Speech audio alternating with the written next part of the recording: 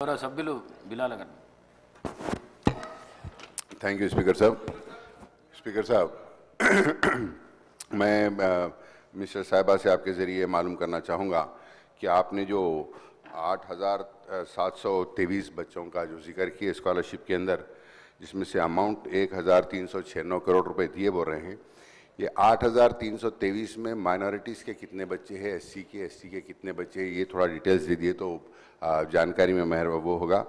और ये जो अकाउंट आप जो दिए हैं कि 8,723 बच्चों में आप 1395 करोड़ रुपए आप दिए बोल रहे हैं, जबकि टोटल अमाउंट 8,723 का हो रहा है 1744 करोड़। अगर आप 1396 करोड़ दिए तो बैलेंस बचता है 348, आप 104 बैलेंस बता रहे हैं। तो ये आंसर भी आपका ये रॉन्ग है मैडम, आप प्लीज ये चेक करिए कि टोटल अमाउंट कितना था। आप जब रिएम्बर्समेंट इतना बता रहे हैं तो उसका बैलेंस 20 लाख रुपए पर स्टूडेंट के हिसाब से 8,723 बच्चों के 1,744 करोड़ होते हैं। उसमें से आप अगर से इतना 1,396 रिएम्बर्स करे हैं तो बैलेंस इज 348, लेकिन आप यहाँ स्टेटमेंट में बता रहे हैं 104। ये आप थोड़ा क्लैरिफिकेशन दीजिए मैडम, और प्लीज ये डिटेल्स इसके अंदर कोसे बच्चे कितने हैं ये भी आप डिटेल फराहम करेंगे तो सहूलत होगी। गौरव मंत्री అధ్యక్ష, మేము అంటే 2024-25కి సంబంధించి ఎంత స్కాలర్షిప్స్ పే చేసిరు అన్నప్పుడు మరి బకాయిలలో 140 కోట్ల 74 లక్షలు చెల్లించడం అని చెప్పడం జరిగింది అధ్యక్ష। అంటే దాంట్లో 104 కోట్లలో ఫస్ట్ అండ్ సెకండ్ ఇన్స్టాల్మెంట్ వాళ్ళు కలిపి ఉన్నారు।